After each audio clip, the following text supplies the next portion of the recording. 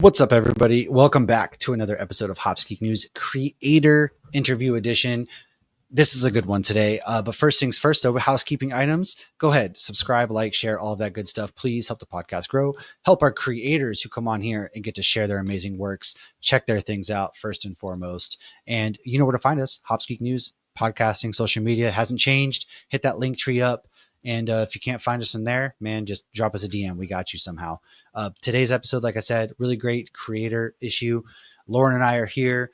We are with Alex Osborne, who you might also know from What's Your Spaghetti Policy podcast. And he is here discussing his comic book, The Polar Destroyer, which is out on Fund My Comic now.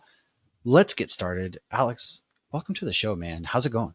It's going great. Thank you for having me. Of course, man.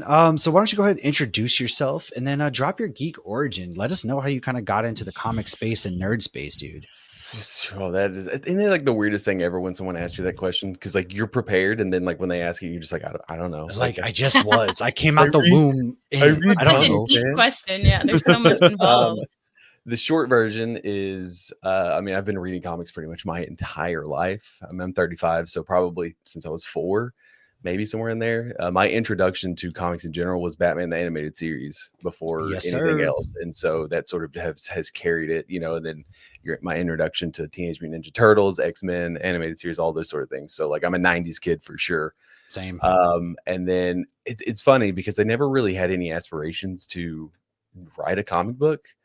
But about 12 years ago, I was working at a retail place, and it was truck day, and I just had this idea of this cyborg polar bear in the North Pole. This was like Game of Thrones was like really hot, so I'm like, you're in the mood, you know. It's like everything's like snowy and cold, and I was like, what if like, you know, these penguins, they're all anthropomorphic, and like you had these penguins that like had all these like robot suits or whatever. So it was like a very primitive idea, and then like you're just trying to pass time, you know, unloading freight and stuff, and then it was just one of the, like, you know, you're just shooting the shit with your friends. Oh yeah, absolutely.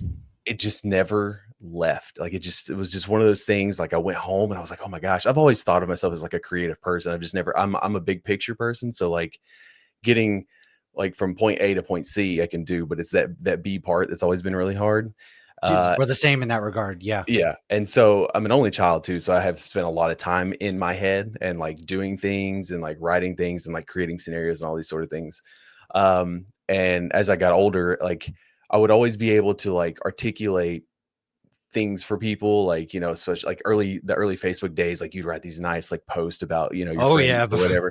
So and now it's like happy birthday, like you don't do anything else, but it's like happy birthday. Maybe and the eggs are expensive. I don't know. Just crazy conspiracy theories. But it was like in school, like English and writing and those things, I sort of gravitated towards those. And like I hated math. I hated like all the things that like required work. And so fast forward, and it was probably around 2014, and I just like found this person. I was like, you know what? Like I've got a little bit of like money. I'm gonna like try to see what I can do. And so I got a piece commissioned. And if you see it, that issue 1, there's I have a big like testimonial thing in the front, and you can see the very first like art piece that was ever done. Rick Sealis, I believe is his name. And it was in the same art style as Batman in the animated series. So that was just like a reference point. And like I gave him all these details of like what I was thinking. And then he did such a great job. I was like, well, like I gotta do the bad guy. So like, you know, obviously 001 is very, very influenced by Bane, if Bane was a penguin essentially. And then you've got your big bad, which is Oswalt, name also very close to that of Batman. So like there's a lot of just watched Penguin and I didn't even put that together. There's a lot of homage and references in Polar Destroyer in general, but and so like I got those 3 pieces done, and then like I just sat on them for a while, and you know, fast forward a little bit, I had I had a kid, and then like life gets in the way, and then it wasn't until COVID that I got serious about it, we're just like, it's like, let's do something. What are you doing with yourself, right? What are You we know? doing? I'm at home all the time. And about the time that, like, I don't know how it was where you all were, but like about the time that like places started opening back up, you had to wear a mask. So I went to this I went to this local convention that was old school. It's like in a banquet hall, so like really old school, like all about comics, Nice. And The way it there was used to be. yeah, and so there was a local creator or somebody there who had a table, and like I was like, it's like I could do this, I know I could do this, and so like I finally found somebody on Reddit, which is my artist Hugo, and I was like, okay, like let's get serious about it. And so the cover for issue 1, the primary cover was the first piece he did for me. And so he was like, and then we started talking business about like, okay, what do you charge? What's your page rate? All these things. And like, I had never written a comic book before. I'm very unconventional. I've learned I do a lot of things that like are not the way they're supposed to be done. Story of my life. Yeah, I kind of just like forge my own path or go to the beat of my own drum. Like, I don't really like doing things because like, oh, it's like everybody does it this way. It's like, okay, well, I'm going to go do it this way just because like this fits me better.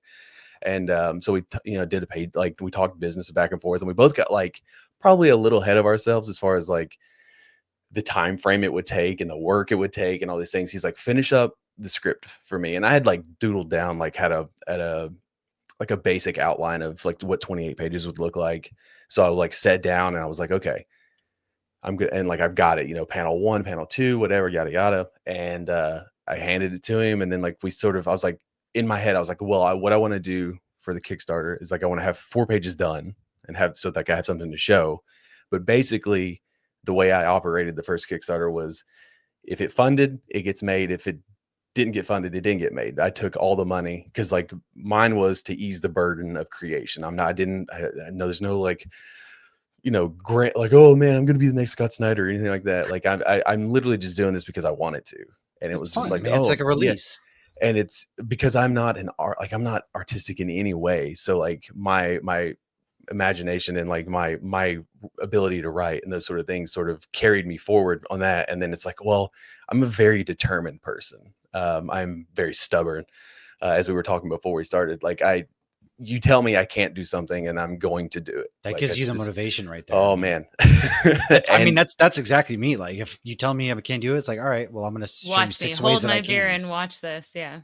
And not for a pity party, but I kind of grew up in a single parent home and nothing was ever good enough. Like no matter what I did in sports, like you could have always done better. You could have always, you make all A's and a B. Well, you should have made straight A's. Nothing was ever good enough. So that's also fueled me to do this as well. It's like hey, look, I did it and you can't take it away from me.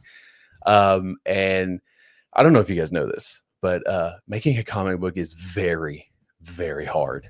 And I've learned that from all the people we've interviewed. I have written a script actually of a comic book. I just have been sitting on it, but it is hard as hell. There is just like a copious amounts of work that no one ever sees, no one knows about, because all you see is the final product. Most people, right. The layman assumes, okay, well, you wrote a bunch of words, an artist took those words, made a thing, somebody slapped some letters on there and like you print it. And it's just like, I mean, yes, but there's like so much more that goes into it that, especially when you're doing it sort of like the way the DIY, the way I'm doing it, it's like, well, I've got to do everything. I got to finance it. I've got to be the project manager. I've got to be the promoter. I've got to, and especially with issue 2, issue 1 was tough, but issue 2 has had a bunch of like, it's a bunch of wrenches thrown at me. And with the way that, as much as like Twitter is awful, because I'm not calling it X, but as much as Twitter was, I will never call it X. We refuse to call it that. Right. Same. So even then, when it was changing 2 years ago, it was still very hard to like penetrate that algorithm. And it's damn near impossible. Oh, it's like, I just feel like I'm shouting into an abyss now. The big open void, man. And like, I'm on Blue Sky and I'm on Instagram. My Instagram is mostly just like people who know me anyway. So it's like personal. And it's like, I have my own podcast. I have a Discord. So it's like, I don't have a Facebook. I have all these things. And like, it has been a struggle, to say the least, to get other people to get eyes on it. And it's just like, get the word out. I've always been a proponent of like, hard work is very important, but luck plays a lot in everything. I don't know if you know who Cliff UB is, No. the creator of Gears of War. Oh, okay. I'm very familiar Um, with that game. So yeah. So Cliff Hmm. Blazinski, a buddy of mine, had tweeted at him like on a Sunday afternoon. I think I had like 7 or 8 days left on the campaign. Tweeted him. He saw it, retweeted it, pledged to my issue 1, Oh wow. and that got it funded.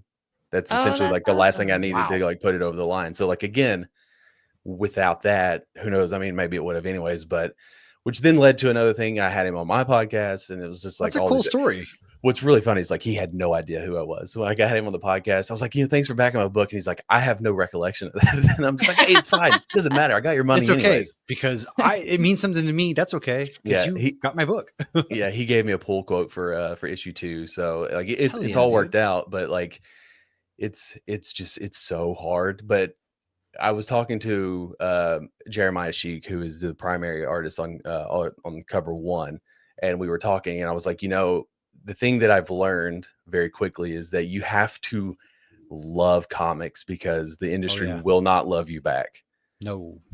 And like all of the things, the tumultuous stuff that I've had to deal with, like I have felt like issue 2 is like climbing a mountain with like cement blocks behind me. Like every time I do something that's a positive, there's like 2 things that come around the corner and like are starting to pull me back down. So it's just like you keep going, and like he's like, that's the perfect way to describe it. But like there's nothing like it. Like the first time I held issue 1, like I like blacked out. Like I had it in my hands because I had to like approve the proof of it, and like I don't remember it. Like I remember holding it, but like I don't remember looking through it because it's just like, there's a lot of moments in life that you remember, like obviously getting married, my daughter being born, but like that's like the one thing that It's like you black out for a second. It's Yeah. surreal. I mean, it's like, I mean, like I'm not a nervous person, but I was like shaking, like holding it, like what am I supposed to do? Like this is the craziest thing I've ever seen, because like I'm essentially like a nobody. Like I'm a regular old pedestrian guy. Well, that's how And it's everybody gets started, though. I mean, Yeah, everybody. yeah. Even you mentioned Scott Snyder. I mean, he at one point was a nobody. So like, He was Pluto that's at how it Disney starts, World. man. He was. That's how it starts, man. And that's so cool to be able to be like, hey, I'm this hard work right here. It's physical. Yeah. It actually exists. Mhm. Because up until that point, it's like, yeah, I know it's there, but holding it in person, man, it's like a whole different beast. And that's got to be like the best feeling in the world. It's hard to sell people on an idea. Yeah. And in like issue 1, once it got finished, it was like, okay, like now we're going. Like, okay, now all these things are starting to go. So like, I don't know. You said you had a script. I don't know if you like, is yours just like one issue or like a full story? I have the story idea. Right now it's one issue. It's basically like, what if beer gave you superpowers? Because it's kind of based around our podcast idea, right? Some joke we started off one night, and I actually wrote the first issue and everything like that. But like you said, it's hard. You gotta fund it. You gotta find the artists. You gotta put a lot of time and money into it, and family, kids, all that stuff. I moved across the country. It's just like finding that time, and then also, I'm sure you can also relate. It's what if people don't like it, so that also holds you back, like that timidness of it. And it's like, who cares, man? Somebody's going to be out there, even if it's one person, even if it's just me that likes it, I guess. But yeah, I mean, that's how it was for me as well. Like I there's a fine line between confidence and arrogance, and like I'm so like extremely proud of it. And I know like comics is a visual medium, and I waited so long and found the right person, and Hugo's art is just like absolutely unbelievable. And I feel like I'm not disparaging anybody on anything they do, because this stuff is very hard, and you got to do what you got to do. I never wanted to cut corners in anything I did, and I wanted, if it failed, it was going to fail, giving it the best foot, like my best foot forward. Right. And so like I have this, and everyone that sees it, I have noticed that it's a lot easier in person. People are more willing to buy stuff in person than they are, of course, because like Twitter's not real life.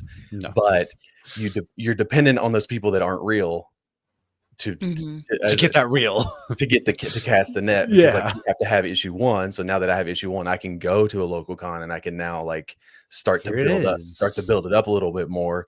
Switching platforms for issue 2 has been another hurdle. There was also an election, so it's just like I was not supposed to be running it now. So like it's just, you just got to go with the punches, Yeah. man. And you can't let it get you down, because there are times where you're just like I went like 7 days without anything, and I'm like, you're looking at you, yeah. Somebody please.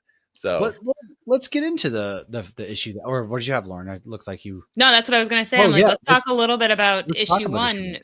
because I have to say, seeing this very built penguin with a bow tie and suspenders, I was shocked how dark it got and how People quick think it penguins got. are cute. This guy's an a-hole. Like, this guy made Oswald Cobblepot look like nothing, like a guy working behind a desk. Like, I was shocked how dark and brutal this went. So can you tell us a little bit about that without completely spoiling it, and then kind of do a little pitch for issue 2, which is what we're promoting right now? Yeah. So it's always strange. I don't know why anthropomorphic always like stuck out to me. Like, I feel like writing humans is a lot harder. Like, I feel like you have more you have more free reign when it's like animals for some reason. I don't know why, but it was for 001. Your suspension of belief is kind of broken when you have these animals doing normal things, I feel like, so people can like, oh, okay, yeah, like me, I love polar bears, so I was already in it from like Arnold Schwarzenegger looking polar bear from the get-go. Yeah, I mean, it's very heavily inspired by like Commando and Terminator and Rambo and Teenage Mutant Ninja Turtles. But you're talking about the dark, like there's a lot of like, it's very violent in the sense that like, I love Mortal Kombat. I grew up with Mortal Kombat. Yes. I was like sort Finish of him. shaped by that sort of like over the top gratuitous violence that's not serious. But the story is I don't really have an answer for that, other than like, I think the bow tie is hilarious. I think it's just hilarious. And he has suspenders, and it's just like it's just like, again, it's comics. It's things you can do in comics you can't do anywhere else. But the story was always like, okay, so like if you think of it from like the human, like our brain is like, okay, the polar bears are, the top of the food chain. They're like these badass creatures, and like everything else is below them. So like, how would theoretically penguins be able to combat that? Okay, well, like machines and like robotics and science and experimentations. And it's like, oh, well, Bane, like, I don't know, what if Bane was a penguin? And that's literally the inspiration for 001. And Oswalt is like Dr. Robotnik. So like so like, you don't know what he looks like underneath there, but you can see his head inside this, he's in the machine thing. Yeah. It's a little bit like Wolfenstein as well. If you ever played the original Wolfenstein. Oh yeah. And so, as you can tell with the story, like the polar bears they're a little bit more primitive in like how they use like spears, and like they're more tribalistic. And then the other ones are the penguins, and the other Arctic animals are, science and industrialists and that sort of thing. So it's like, it's the classic, man versus machine, I guess, or bear versus machine. Well, but at the same time, like polar bears are the strongest, animal. Right. They'll just mess you up for no reason. So seeing them go against these penguins, and everyone's like, penguins are so cute, but the penguins, like, they clean house. They were taking no prisoners. They were just mowing down polar bears by the droves. When you had the execution scene, I was like, whoa, this is not where I thought this was gonna go. Yeah. Well, yes, they take no prisoners, but they do. You find out more in issue 2. Just a little wink and a nod. And obviously our main character is like gets his arm torn off too. Like that's the thing. Like it's brutal, but then at the same time, I also got like you said, it's not serious, but it is serious because again, there's a penguin with a bow tie, in a robot suit. So you're having fun because again, it's these animals, man. It's all make believe, and these animals help you kind of feel like that. So yeah, it's bloody, it's ass kicking, it's action, but in the 80s action movie kind of way, which 100%. Is like my favorite genres of action films, and that's the vibes that I got from this. He reminded me of Wheezy from Toy Story 2. Oh yeah. I think I feel a song coming on. So obviously there's nods to Christmas here. So what made you to decide to do that? It felt natural. It was one of those things where, okay, it's a mix between like 90s comics, 90s and 80s action, but like written as a modern comic. Cause like, you guys know, like comics have changed the way that they are presented now. So as a person in, at this point it was 2022, when I wrote it, and it was just like, okay, it's got to end with this like super awesome cliffhanger. Okay, well, it takes place in the North Pole because that's where polar bears are. But like, if for people who don't know, there are no penguins in the North Pole. They're in the South Pole. And like, we'll get to that later on. Somebody's listening to this like, what? They're in Africa and the South Pole, funny enough. Yes. Yeah, I've seen them in South Africa. Yeah, so they're all in the southern hemisphere, unless they're in a zoo. But I was like, well, it's the North Pole, and I was like, okay, so like, how does this polar bear? Because like when those first 4 pages, he's in a fight, but then like we sort of like backtrack a little bit of like, before he's a cyborg, right? Before he has all these parts. How do we get there? Okay, you saw how he gets his arm cut off. So like, how does he, like, what's the transformation? And it just felt like a natural fit for, well, we're in the North Pole. There's like this mythical creature that everyone knows about that lives there, but like, let's take it up a little bit. And like, we have these elves that are like creatures. And then there's, spoilers, there's Kris Kringle or Santa Claus, if you will. And so like, he has a workshop, and I don't know, it just sort of like puzzles pieces just fell in place, and it just felt natural. Like that's like, I couldn't think of any other way. I didn't want to, but like, I was just like, what an awesome cliffhanger it would be for the very last page to be Santa Claus. It literally feels like Blade, how he had, their relationship there. For some reason, he's got the workshop and stuff like that. In my mind, I was like, oh shoot, it's like a Blade kind of thing right here. It's bad. I loved it because again, man, it's those things that make it fun, and comics are meant to be fun. And that's exactly what this is. I've had a blast doing it despite all the like problems and stuff like that. But like, it's exhilarating. It's exhilarating for people to read it. I remember when I sent the digital out to people, and I had so many messages of people who were like, bro, that last page. Oh my God. Because I kept that under wraps. There's only 3 people that knew about it until it came out. It was me, Ben, who and then my artist. We're the only people, because like I would send out like preview pages here and there just to like provide updates, because issue 1 took a little longer to finish than I would like. But like I kept it under wraps. I told no one knew about it. And like it was just like validating and in a way that like it's hard to explain, when people are just like, hey, that's awesome. Like, I cannot wait for issue 2. And it's like, well, you're gonna have to wait a while because sorry. Well, the way go ahead. No, I was just saying, but yeah, like that, it just felt natural. It felt perfect. Yeah. Well, and the way you drew Santa and the elves, I feel like there's still a lot of like, well, are they good guys? Are they bad guys? Who are they working for? Yeah, they have like that orc almost like, looking, there's something ugly about them at the same time, which makes it even more interesting. I wanted them to be like elves and not like human elves. Not like the elves we think of, but like I wanted the them Norse, to be like actual elves, like mythical elves. Now, Santa is, without giving too much away, he is human. Oh, okay. But there's more human raised by elves. There's more there than which is like, we really like go into the relationship building of like, so like why would Jack trust this person? Like, even though he just like brought him back to life and rebuilt him right into this like super killing machine, why would he trust him? It's like, what are you getting out of it? Like the first couple of pages is like, he's just like, why did you save me? Like, why did you bring me back? Like, what's in it for you other than like, so like, he obviously doesn't trust him, but right, but what does he have to lose at this point? Yeah. What does he have to gain? Right. Okay. Yeah. I was thinking of one scene, and then I thought of the other scene. I'm like, oh wait. Yeah. There's a lot going on. There's about 3 concurrent storylines that I'm trying to tell in 5 issues. And 2 of them, one of them is hinted at, but all of those get sort of built upon in issue 2.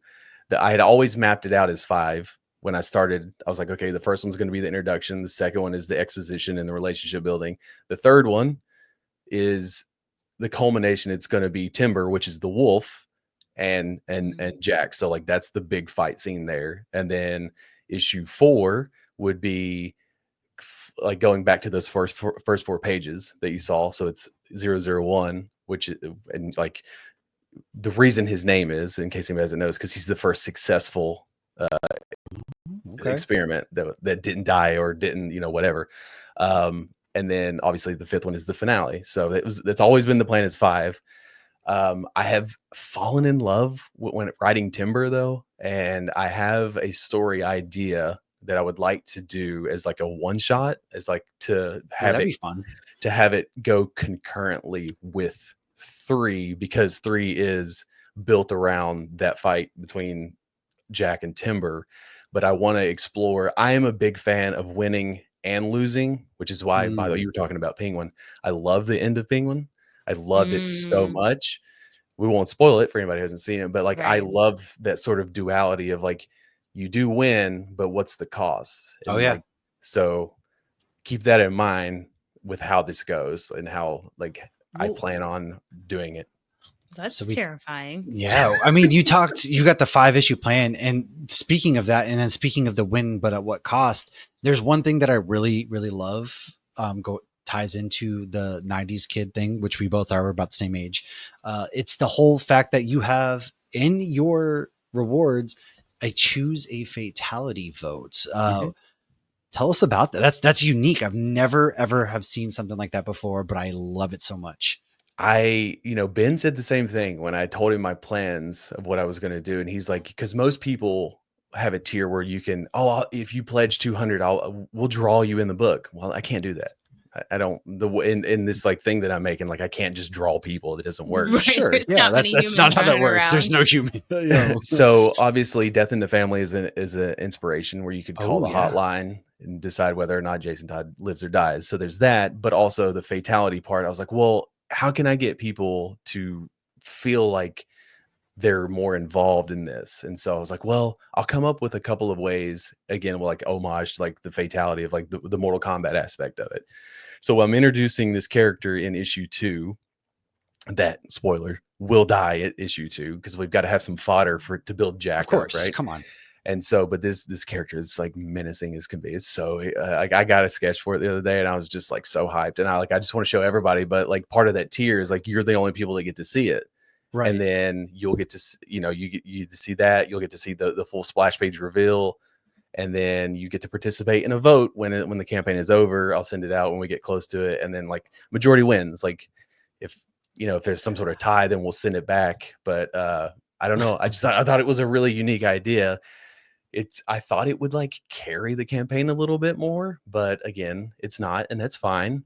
But yeah, I don't know. It's like, it's the only thing I could really come up with to get more people involved. And it's something I don't have to choose. So like if people get mad, they get mad at everyone.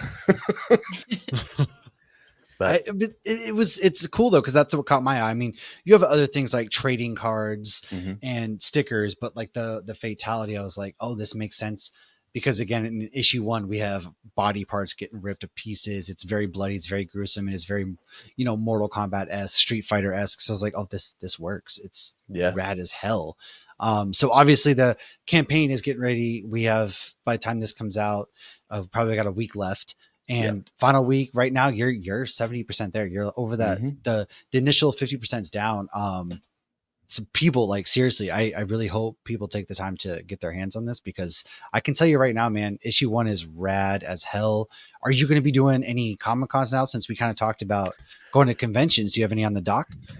I'm going to do a local one in February, and it's just more of like dipping my toes in, right? Just like see it, because I've always been like, I've always done cons as like someone who's going to buy, not to sell. So like sort of dipping my toes in to see how that works. There's a lot of local cons because I'm in Knoxville. So like there's, there's Charlotte, there's Atlanta, there's tons of places I can go. Nashville if I wanted to. But I want to hit the big cons when I have both issues out. Okay. Well, by the time I do the one in February, issue 2 will almost be done, but it won't be finished because I set March as the delivery date. So like, yeah, it's out. It's a possibility, like it's something I'm interested in, but I'd also have a child at home. So like I have to be a responsible parent first. Trust me, we get that. I'm actually not even that far from you. I went through Knoxville last year, funny enough, being that I'm close to Richmond, Virginia. It's like 7 hours, something like that. I know we have cons out here. I like how Matt does that. I'm not far from you. I'm 7 hours from you. Listen, after living in the West, anything is close. Like if I can drive to it in one day, that's close to me, man. I'm actually from Northern Virginia. It's where I was born. Oh, no way. Yeah. I live right out here near Williamsburg, basically, actually. So I almost went to James Madison for college. Oh, that would have been cool as hell. Like college football game days always are out there, or Big New, whatever it is, they're always out there. I've wanted to go up there. Big football guy. Yeah. So yeah, I mean, if you ever find yourself going to like Charlotte, my brother-in-law owns a comic book shop out in North Carolina, Greensboro, but they're always going to Charlotte. They're at Greensboro. We've got a lot of What's the comic connections. shop in Greensboro? Because I was there like in August. They own Sailfish. I don't remember which one I went to. Yeah, so they're out there. If you ever go out there for some reason again, we go there often. It was a comic shop that was close to like the big arena that was out there. I gotta remember exactly where it is. I know which arena you're talking about because I went there for Bill Burr this year actually. So, I'll have to figure out exactly where it is. But yeah, they own a shop out there. So if there's anything you need, like this comic is dope. So always happy to help you out. And I will say, I've never done this with any delusions of grandeur. Like I use my crowdfunding. Everything that I make goes right back into the next issue and all. It's like this podcast. I mean, we get it. Yeah. So I have my prices are so cheap on this campaign. You can get issues 1 and 2, both like physicals for like 20, like I think it's like $18 plus tax, whatever it is. You can get both issues digitally for $10. You can back issue 1 or issue 2 digitally for $6. I mulled over the prices for a long time, but I was like, I've got to get this out. Now I have a big tier, which is I think $280. The guy who did the homage cover, which is Frederick Hornan, is graciously offered his services, if you will, to do portraits. There's like very specific, I don't know what they are. I don't know art terms, right? But like he's any character that you want, and you obviously get to participate in the vote. You get all the stuff, and sure. But like any character you want, and he's going to do that. It's called the Santa's Workshop. Oh, that's awesome. And then I have a tier. I think I forget what the price is exactly, but I think it's like 32, and you get like the regular cover with the trading card, the homage or the variant cover. Then Jason Flowers, who did my homage cover of Nom 67. If you know anything about Jason, he's done a ton of like Teenage Mutant Ninja Turtles, Biker Mice from Mars. He's done all sorts of like IDW stuff. He's out of Atlanta. So yeah, man. And the best part about doing this is just working with like a bunch of artists, and I'm very easy to work with, probably too easy if you want to be honest. It's caused a couple of issues when I was like, yeah, just whatever. But I don't believe in handcuffing artists. So like I give a general idea, and there's a couple of things that are a stickler, like with Jack. Like if you're going to do Jack, like the right eye has to be the laser eye, the left arm has to be but the ears on a polar bear are rounded, and there are people that like to not put rounded ears on there. So that's become something like, dude, what are we doing? So it's fine. But yeah, like just working, and like the algorithm on Twitter, the one good thing is like I've found a ton of people that like I've talked to about stuff, and like, oh man, like let's work together on this next issue. So theoretically, with 5 issues, I want to at least have 2 covers for every issue. That variant cover is one of my like most favorite things, because I gave him zero directions. He read the first issue and then it was like gave me 5 options, and we went with that, and like I could not be happier with how it turned out. Jeremiah's was the same way. He helped me in a pinch, and he was just like, oh, we're doing all this, and like there's a bunch of details in that first one. Like if you look in the background, you can see Santa's sleigh and then the reindeer. And then it's like, because the question always comes up, okay, like Santa's real. Santa has reindeer.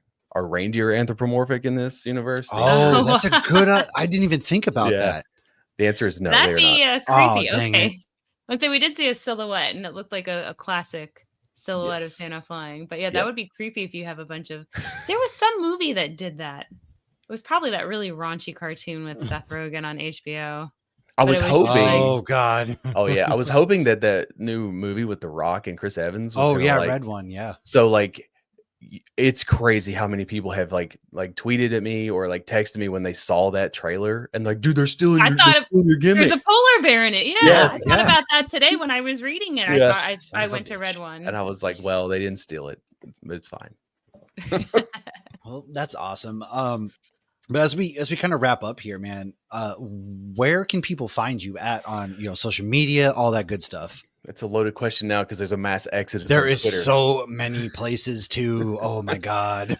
I am on. You can follow me, Ozdog12. It's been my online moniker since I was like 10 years old.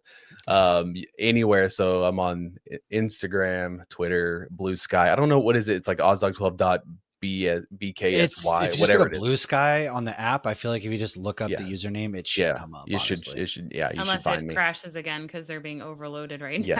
Yes. So I'm on Blue Sky. I'm going to try to start using that more. You can. We have my podcast has a Instagram as well. That we have a Twitter as well, but the Twitter is just there. It doesn't do anything other than like retweet our episode. Yeah, right. You can email me at polardestroyercomic@gmail.com. I have a big cartel. If you happen to miss out on the campaign, you'll be able to buy the book there. My book is in local stores, but it's not in anywhere else outside of the city right now. I mean, that's still cool. It's in the store, man. That's awesome. Yeah, that was something too, where I was just like, oh, okay, like gave the store, didn't give, but like the store had 20 issues, and like it was just like sitting right in there. I've got a picture, like it's next to like Incredible Hulk and like Wonder Woman or something. I was just like, this is just so weird. Like, what is going on? Yeah. Well, right now it's a great time to sell it in stores. It's the holiday season. Yep. True. Everybody's looking for like a good Christmas novel, and this one is Santa Claus. So I'm just saying something that's not romance. Hey, if Die Hard is a Christmas movie, then my comic book is a Christmas. You know what it is? 100%, man. 100%. It just if it's Christmas hill I will die on. Exactly. There's Christmas characters, and if there's a soundtrack, it would have Christmas songs. So in my opinion, it's a Christmas comic. It's it would have to be like Christmas synth music, right? Yeah, and like, if it's the 80s action vibe, yeah. It's got to have that on there. But yeah, like I'm not hard to find. You can always just like look up Polar Destroyer on Google, and it should like bring up me. It will, somewhere. It will. No, it will. And if you just Polar Destroyer, it'll pull up everybody. The fundmycomic.com. Everything's gonna be in the show notes too to make your life even easier. But a Google search. If for some reason you're like, what was that? Trust me. Get your hands on this. Polar bears are my favorite animal. They are done justice from the one issue we saw. Can't wait to check out issue 2. And Alex, dude, we would love to come back to promote your future stuff, but also, man, your wealth of knowledge with comics and love of action films and a lot of things that we also enjoy here. So open invite anytime you want to come and talk. We are also here to hang out, dude. So thanks so much for hanging out with us. Absolutely. Thank you for having me. Lauren, any final thoughts? No, go get this. It's a fantastic holiday comic for everybody. It is. It's like, Violent Night's a Christmas movie and he kills it. And there you go, man. Yeah, exactly. So there's no excuses. I don't want to hear any excuses. People love comic books under their Christmas tree. If you want to be on the nice list, you got to go get this. Sucker. I'm pretty quick too. Like as soon as I see an order come in, I drop what I'm doing and I go pack it up in a Gemini mailer. Look at that, man. It's faster than any online store. Like that's faster than Amazon Prime. Faster than the elves in the North Pole. I'm just saying. Hey, there you go. Look at that. And there's always time for a bow. Always. Everybody, check this out. Let us know your thoughts and back this comic, man. We will see you guys here soon. Thanks again, Alex. Thank you. Cheers, everybody.